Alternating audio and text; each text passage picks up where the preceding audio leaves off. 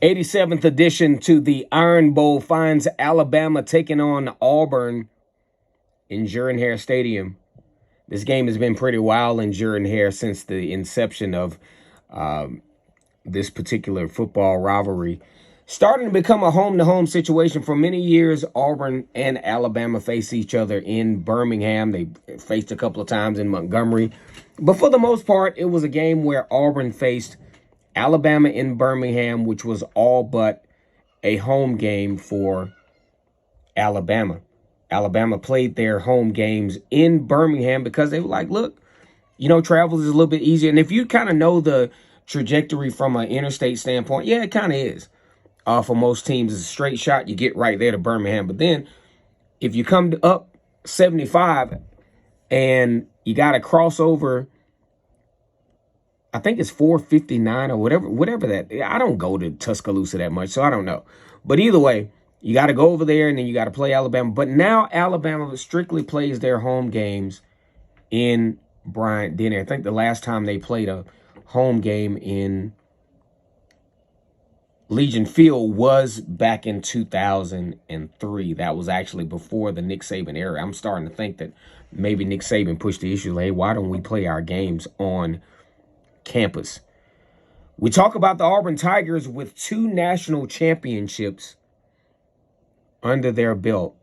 One way back in 1957, before obviously the modern era of college football. They missed some opportunities here and there. One probation, one I think they got. I obviously think they got shunned out of the opportunity in 2004 when Auburn goes undefeated, starting that little string to where Auburn beat Alabama 6 games straight.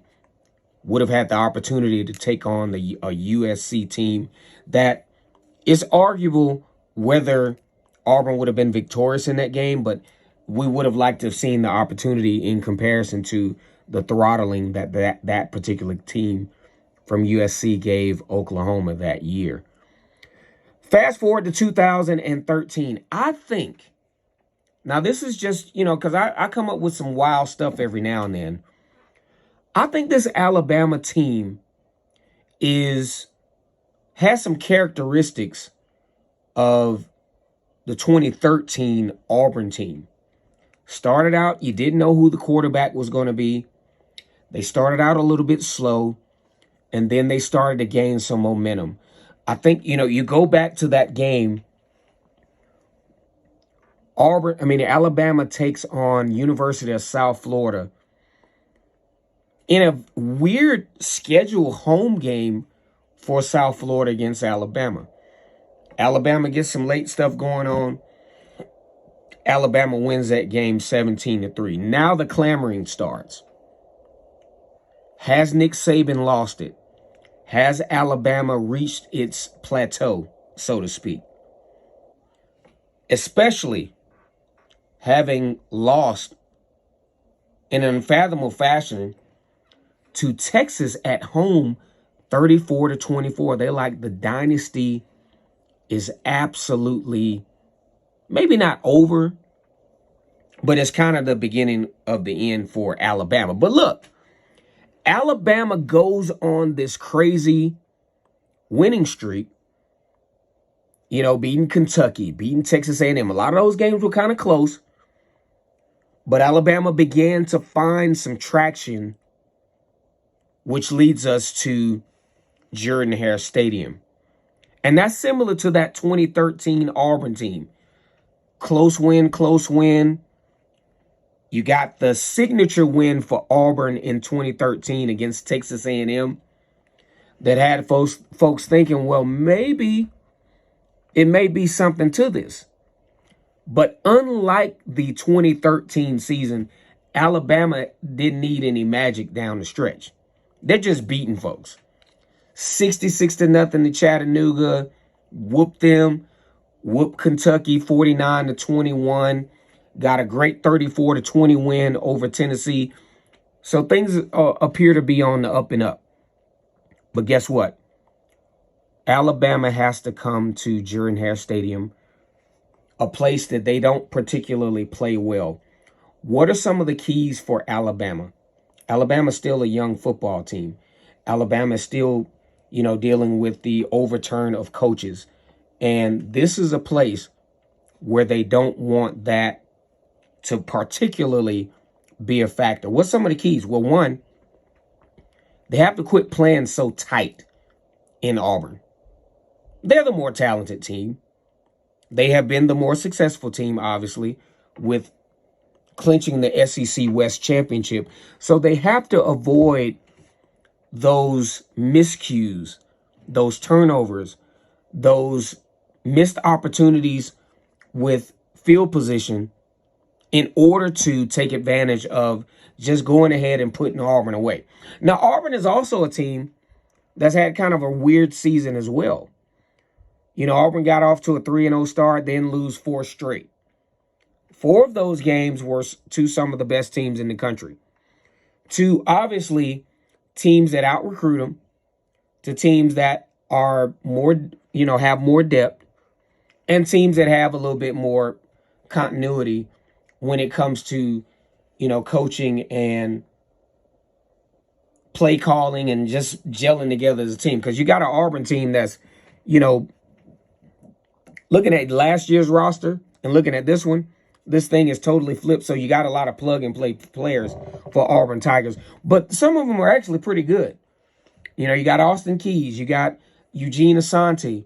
You got Jalen Simpson. You got some really talented players on this Auburn football team. But my question is, can they piece this thing together at home with an offense that appeared to be finding its rhythm? You talk about the game against Arkansas. You talk about the game against Mississippi State and Vanderbilt. 3 straight games that Auburn was able to conquer. But now that is overshadowed by a very abysmal beginning of the season look for Auburn, to where they couldn't find any rhythm. One, you can't find a rhythm when you're only on the field for 19 minutes. 2, Auburn will not be able to find a rhythm if they can't run the football. And the unlikely loss to New Mexico State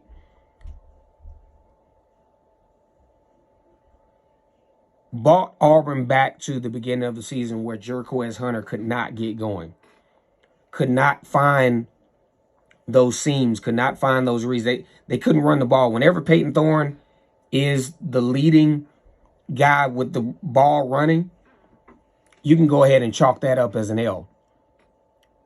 Auburn has done some great things in those stretch of games to put themselves in a position to where they are bowl eligible in year 1 for Hugh Freeze. The only problem is this game is stained against Alabama by the fact that Auburn just didn't beat New Mexico State. Even if they could have found a way to figure it out, we would have been out. Yeah, they almost, lost a late one. Usually SEC teams don't lose these late ones, because you saw where Alabama throttled Chattanooga 66 points in that game. But Auburn just didn't capitalize on an opportunity to head into the Iron Bowl. 7-4 would have been very respectable under Hugh Freeze. As a matter of fact, many thought that there was going to be a loss, considering how the offense had performed in that Vanderbilt, Arkansas, and Mississippi State stretch. Actually needing a win over New Mexico State to be bowl eligible. But now they find themselves in a position to where they have to be respectable against Alabama, in my opinion, to dodge being in the Birmingham Bowl. Definitely not a bad bowl, but you're from Alabama. You don't need to be a team from Alabama going up the road in state to a bowl game. You need to go to Florida. You need to go to Nashville. You need to go somewhere. You got to travel somewhere. Excuse me. Now, don't get me wrong. I think, the Birmingham Bowl is a really nice bowl. As far as venue, especially now that game is not competed against in Legion Field, very nice stadium, but it's in Alabama, and that stigma of, man, you can't even get out of your own state for a bowl game. So what does Auburn have to do to figure this thing out? One, they got to play very well up front. They have to find ways to get the run-pass option going, to get some tempo, to get some positive plays on first down. They cannot go 3 and out against Alabama. I think that the defense for Auburn, especially if they line up correctly, I was talking to a guy about this. It seems like Auburn just flanks themselves from the beginning. All you got to do is down block them, and you got the outside wide open. I think the defensive coordinator really has to figure this out and push everything outside in instead of inside out. Auburn is not good enough to play like that on defense. They're okay on defense, but they're not that good. Alabama comes to Auburn as a 13-point underdog, over under 47. If I'm a betting guy, which I should be because a lot of times I get these predictions right for the most part, I'm going to take Alabama on the 13 points or more, and I'm going to also take the over in this particular football game. With that in mind, I have as a prediction, this is the prediction show, this is prediction time, I have Alabama with a 42-21 win over Auburn.